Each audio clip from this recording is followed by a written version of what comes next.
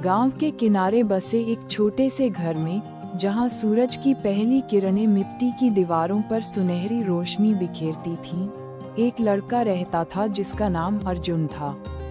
उसके दिन खेतों में काम करते और अपनी बूढ़ी दादी की मदद करते हुए गुजरते थे। अर्जुन का जीवन सादा था, लेकिन उसके सपने आसमान जितने ऊंचे थे। वह हमेशा दूर की यात्राओं और अनसुनी कहानियों के बारे में सोचता रहता था, जो उसकी दादी उसे रात में सुनाया करती थीं। उसकी दादी, जिनके चेहरे पर जीवन की गहरी झुर्रियां थीं, अक्सर उसे अपने दादाजी की बहादुरी के किस्से सुनाती थीं, जिन्होंने कभी एक महान योद्धा के रूप में दूर देशों की यात्रा की थी। अर्जुन इन कहानियों को सुनकर मंत्रमुग्ध हो जाता था और अपने भीतर एक अज्ञात यात्रा की चिंगारी महसूस करता था।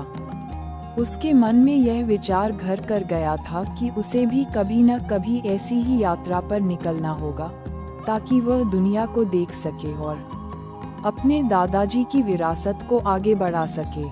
एक दिन, जब अर्जुन अपनी पुरानी धोती और फटी हुई कमीज में खेत में काम कर रहा था, उसे मिट्टी के नीचे एक अजीब सी चमक दिखाई दी।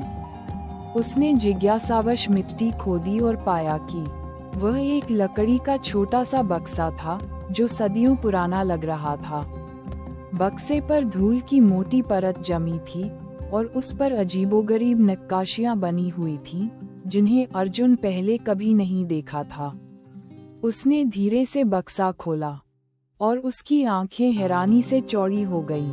बक्से के अंदर एक जोड़ी पुराने भूरे रंग के जूते रखे थे, जो देखने में साधारण थे, लेकिन उनमें से एक हल्की सी चमक निकल रही थी। ये जूते किसी भी साधारण जूते से अलग लग रहे थे, जैसे वे किसी प्राचीन रहस्य को अपने अंदर समेटे हुए हों। अर्जुन ने उन्हें उठाया और जैसे ही उसने उन्हें छुआ, एक गर्म, सुखद ऊर्जा उसके हाथों से होते हुए उसके पूरे शरीर में फैल गई। उसने महसूस किया कि ये जूते साधारण नहीं थे, बल्कि उनमें कोई जादुई शक्ति छिपी थी।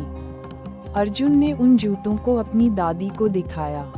दादी ने जूतों को ध्यान से देखा और उनके चेहरे पर एक जानी पहचानी मुस्कान आ गई। ये जूते मेरे बच्चे, उन्होंने कहा, तुम्हारे परदादा के हैं।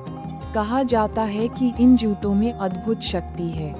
ये पहनने वाले को कहीं भी ले जा सकते हैं, जहां वह जाना चाहता है, बस उसे अपनी इच्छा को दृढ़ता से सोचना होगा। अर्जुन की आंखें चमक उठीं। यह वही अवसर था जिसका वह इतने दिनों से इंतजार कर रहा था। उसने तुरंत जूतों को पहन लिया। जूते उसके पैरों में ठीक से फिट हो गए, जैसे वे उसी के लिए बने हों। एक अजीब सी ऊर्जा उसके पैरों से होकर पूरे शरीर में फैल गई। अर्जुन ने अपनी दादी से विदा ली और उनके आशीर्वाद के साथ उसने अपनी पहली इच्छा मन में दोहराई, मुझे उस प्राचीन शहर में ले चलो, जहां ज्ञान और विद्या का भंडार है। जैसे ही अर्जुन ने अपनी इच्छा मन में दोहराई, एक तेज हवा का झोंका आया और उसने खुद को हवा में ऊपर उठते हुए पाया। नीचे गांव छोटा होता जा रहा था और बादल उसके चारों ओर घूम रहे थे। यह एक अद्भुत एहसास था, जिसे उसने पहले कभी अनुभव नहीं किया था। कुछ ही देर में वह एक विशाल शहर के ऊपर उड़ रहा था, जिसकी इमारतें आकाश को छू रही थीं और सड़कें लोगों से भरी हुई थीं। यह वही प्राचीन शहर था जिसके बारे में उसने कहानियों में सुना था, जहां महान पंडित और विद्वान रहते थे। वह धीरे से एक बड़े पुस्तकालय के सामने उतरा, जहां हजारों किताबें रखी हुई थीं।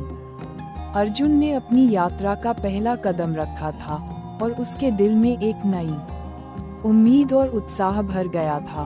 वह जानता था कि यह यात्रा उसे बहुत कुछ सिखाएगी और उसके जीवन को बदल देगी। पुस्तकालय में अर्जुन ने कई दिनों तक ज्ञान प्राप्त किया।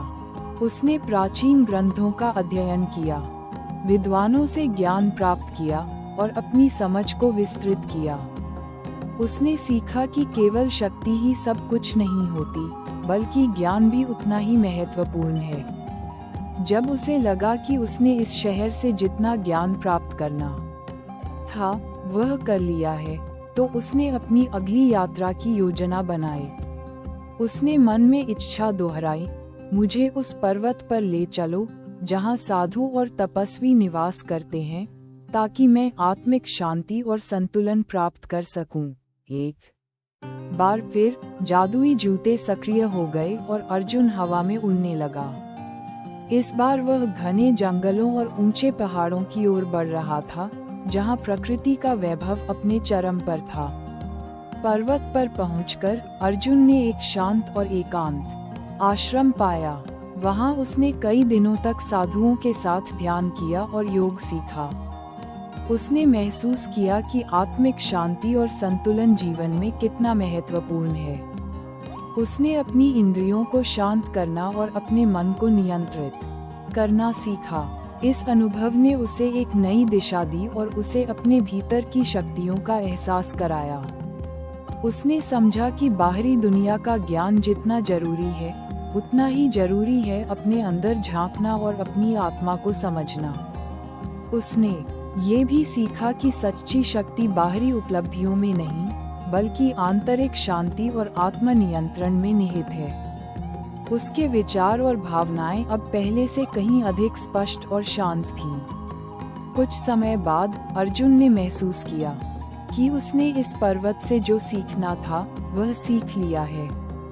उसका मन अब शांत और संतुलित था और वह अपने अगले लक्ष्य की ओर बढ़ने के लिए तैयार था। उसने अपनी अगली इच्छा मन में दोहराई, मुझे उस राज्य में ले चलो जहाँ कला और सौंदर्य का वास है, ताकि मैं विभिन्न संस्कृतियों और कला रूपों को समझ सकूं। जूते एक बार फिर सक्रिय हुए और अर्जुन को एक ऐसे राज्य में ले गए जहां हर कोने में कला की झलक थी। विशाल महल, सुंदर मूर्तियां और रंगीन चित्रकारी, सब कुछ उसकी आंखों को मोहित कर रहे थे। उसने कलाकारों से मुलाकात की, उनकी कृतियों को सराहा और विभिन्न कला रूपों की बारीकियों को समझा। उसने देखा कि कैसे कला मानव भावनाओं और विचारों को व्यक्त करने का एक शक्तिशाली माध्यम हो सकती है। कला के राज्य में कई दिन बिताने के बाद अर्जुन ने महसूस किया कि उसने कला और सौंदर्य की दुनिया से बहुत कुछ सीख लिया है। उसने अपनी आँखों से अद्भुत कलाकृतियां देखीं और उसके मन में एक नई रचनात्मकता जागृत हुई। अब उसे अपने अगले कदम के बारे में सोचना था। उसने अपनी अगली इच्छा मन में दोहराई, मुझे उस स्थान पर ले चलो जहां लोग एक दूसरे की मदद करते हैं और सच्ची मानवता का प्रदर्शन करते हैं। जूते उसे एक ऐसे गांव में ले गए जहां लोग एक दूसरे के साथ मिलकर रहते थे। उन्होंने देखा कि कैसे लोग मुश्किल समय में एक दूसरे का साथ देते हैं, बिना किसी स्वार्थ के। उसने उनके साथ काम किया, उनकी मदद की और उनकी खुशियों और दुखों में शामिल हुआ। इस गांव में रहते हुए अर्जुन ने मानवता और करुणा के महत्व को समझा।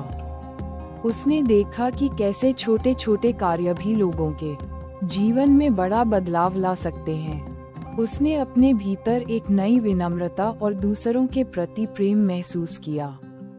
उसने समझा कि सच्ची खुशी दूसरों की सेवा करने में निहित है और भौतिक धन से अधिक महत्वपूर्ण मानवीय संबंध हैं। यह अनुभव उसके लिए एक आंखें खोलने वाला क्षण था, जिसने उसे सिखाया कि जीवन का असली अर्थ क्या है। उसने महसूस किया कि उसकी यात्रा केवल ज्ञान और कला के बारे में नहीं थी, बल्कि दूसरों के साथ जुड़ने और उनकी मदद करने के बारे में भी थी। इस अनुभव ने उसे एक बेहतर इंसान बनाया। जब अर्जुन ने महसूस किया कि उसने इस गांव से वह सब सीख लिया है जिसकी उसे आवश्यकता थी, तो उसके मन में एक नई भावना जागृत हुई। वह अपनी यात्रा के अंतिम पड़ाव की ओर बढ़ना चाहता था। उसने अपनी अगली इच्छा मन में दोहराई, मुझे उस स्थान पर ले चलो जहां मुझे अपने जीवन का उद्देश्य मिल सके। जूते उसे एक प्राचीन जंगल के बीचों बीच एक सुनसान मंदिर में ले गए। मंदिर के अंदर एक साधु तपस्या कर रहे थे, जिनके चेहरे पर गहरी शांति थी। अर्जुन ने उनसे आशीर्वाद लिया और अपनी यात्रा के बारे में बताया। साधु ने मुस्कुराते हुए कहा, बेटा, तुमने बहुत कुछ सीखा है। अब समय आ गया है कि तुम अपने सीखे हुए ज्ञान का उपयोग करो। साधु ने अर्जुन को समझाया कि उसकी यात्रा का उद्देश्य केवल ज्ञान प्राप्त करना नहीं था, बल्कि उस ज्ञान को दूसरों के साथ साझा करना भी था। उन्होंने कहा, तुम्हारे जूते तुम्हें जहाँ भी ले गए, तुमने वहाँ से कुछ सीखा। अब तुम्हें वापस अपने गांव जाना चाहिए और अपने अनुभव से दूसरों को लाभ पहुंचाना चाहिए। अर्जुन ने साधु की बात को समझा और अपने जीवन का उद्देश्य जान लिया। वह जान गया था कि उसकी यात्रा का असली लक्ष्य सिर्फ खुद के लिए ज्ञान प्राप्त करना नहीं था, बल्कि उस ज्ञान को दूसरों की भलाई के लिए उपयोग करना था। उसने महसूस किया कि उसके गांव में भी कई ऐसे लोग थे जिन्हें उसकी मदद और मार्गदर्शन की आवश्यकता थी। अर्जुन ने साधु का धन्यवाद किया और अपनी अंतिम इच्छा मन में दोहराई, मुझे वापस अपने गांव ले चलो, जहां मैं अपने ज्ञान और अनुभव का उपयोग दूसरों की मदद कर सकूं। जूते एक बार फिर सक्रिय हुए और अर्जुन को वापस अपने गांव ले आए। वह अपनी पुरानी झोपड़ी के सामने उतरा, जहां उसकी दादी उसका इंतजार कर रही थी। दादी ने उसे देखकर खुशी से गले लगा लिया। अर्जुन ने उन्हें अपनी पूरी यात्रा के बारे में बताया और कैसे उसने ज्ञान, शांति, कला और मानवता के बारे में सीखा। दादी उसकी बातों को सुनकर बहुत खुश हुई। उन्होंने महसूस किया कि उनका पोता अब एक ज्ञानी और अनुभवी व्यक्ति बन गया था। गांव में वापस आकर अर्जुन ने अपने सीखे हुए ज्ञान का उपयोग करना शुरू किया। उसने गांव के बच्चों को पढ़ाना शुरू किया, उन्हें दुनिया के बारे में बताया और उन्हें नई चीजें सिखाईं। उसने किसानों को बेहतर खेती के तरीके बताए और उन्हें नए विचारों से अवगत कराया। उसने लोगों को समस्याओं को हल करने में मदद की और उन्हें एक दूसरे के साथ मिलकर काम करने के लिए प्रेरित किया। अर्जुन ने एक छोटा सा पुस्तकालय भी स्थापित किया, जहां गांव के लोग किताबें पढ़ सकते थे और ज्ञान प्राप्त कर सकते थे। धीरे धीरे गांव में बदलाव आने लगा। लोग अधिक शिक्षित और जागरूक होने लगे। गांव में शांति और समृद्धि बढ़ने लगी। एक दिन गांव में एक बड़ा संकट आया। भयंकर सूखा पड़ा और खेत सूखने लगे। लोग चिंतित थे और उन्हें समझ नहीं आ रहा था कि क्या करें। अर्जुन ने अपनी यात्रा के दौरान सीखा था कि मुश्किल समय में कैसे शांत रहना चाहिए और समाधान खोजना चाहिए। उसने गांव वालों को इकट्ठा किया और उन्हें समझाया कि कैसे वे मिलकर इस समस्या का सामना कर सकते हैं। उसने उन्हें पानी बचाने के नए तरीके बताए और उन्हें एक नई सिंचाई प्रणाली बनाने के लिए प्रेरित किया।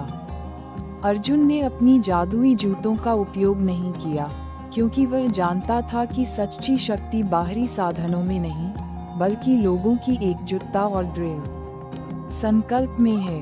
गांव वालों ने अर्जुन की बात मानी और मिलकर काम किया। उन्होंने कड़ी मेहनत की और एक नई सिंचाई प्रणाली बनाई, जिससे खेतों को पानी मिलने लगा। धीरे धीरे सूखे का प्रभाव कम होने लगा और खेत फिर से हरे भरे हो गए। गांव में खुशी लौट आई और लोगों ने अर्जुन को एक नायक के रूप में देखा। अर्जुन ने अपनी यात्रा से जो ज्ञान और अनुभव प्राप्त किया था, उसने उसे अपने गांव के लिए एक मार्गदर्शक बना दिया था।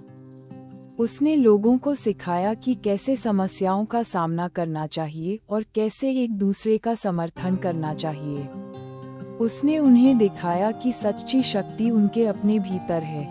अर्जुन ने अपने जीवन के बाकी दिन अपने गांव की सेवा में बिताए। वह एक ज्ञानी और सम्मानित व्यक्ति बन गया, जिसके पास लोग सलाह और मार्गदर्शन के लिए आते थे। उसके जादुई जूते अब अलमारी में रखे थे, एक यादगार के रूप में। उसे उनकी आवश्यकता नहीं थी, क्योंकि उसने समझ लिया था कि सबसे बड़ा जादू उसके अपने भीतर था, ज्ञान, करुणा और दूसरों की सेवा करने की इच्छा। उसकी यात्रा ने उसे केवल दुनिया का दर्शन ही नहीं कराया था, बल्कि उसे एक बेहतर इंसान भी बनाया था। उसने सीखा था कि असली यात्रा बाहरी दुनिया की खोज नहीं, बल्कि अपने अंदर की खोज है। अर्जुन ने कभी भी अपनी जादुई जूतों की शक्ति का दुरुपयोग नहीं किया। उसने हमेशा उनका उपयोग अच्छे कामों के लिए किया और अंततः उसने पाया कि सच्ची शक्ति बाहरी साधनों में नहीं, बल्कि अपने भीतर की शक्ति में होती है। उसने अपने अनुभवों से दूसरों को सिखाया कि कैसे जीवन की चुनौतियों का सामना करना चाहिए और कैसे एक संतोषजनक जीवन जीना चाहिए। उसकी कहानी गांव-गांव में फैल गई और लोग दूर दूर से उसकी बुद्धिमत्ता और दयालुता के बारे में सुनने आते थे। उसने एक ऐसा जीवन जिया जो दूसरों के लिए एक प्रेरणा था और उसकी विरासत पीढ़ियों तक जीवित रही। उसके गांव में उसे हमेशा एक ऐसे व्यक्ति के रूप में याद किया गया जिसने अपने जादुई जूतों का उपयोग केवल अपने लिए नहीं, बल्कि पूरे समुदाय के लिए किया। गांव के बच्चे आज भी अर्जुन की कहानी सुनते हैं, जिसमें जादुई जूतों की यात्रा और एक साधारण लड़के के असाधारण परिवर्तन की गाथा है। ये कहानी उन्हें सिखाती है कि सच्ची यात्रा ज्ञान, करुणा और दूसरों की सेवा करने की इच्छा में निहित है। अर्जुन ने साबित कर दिया कि बाहरी साधन केवल एक जरिया हो सकते हैं, लेकिन असली शक्ति इंसान के दिल और दिमाग में होती है। उसने अपने गांव को एक बेहतर जगह बनाया और उसकी कहानी एक प्रेरणा बनी रही, ये बताती हुई कि एक व्यक्ति कैसे अपने जीवन से समाज में एक बड़ा बदलाव ला सकता है। उसकी कहानी ने ये भी दिखाया कि जीवन का असली अर्थ केवल अपनी खुशियों में नहीं, बल्कि दूसरों की खुशियों में भी है।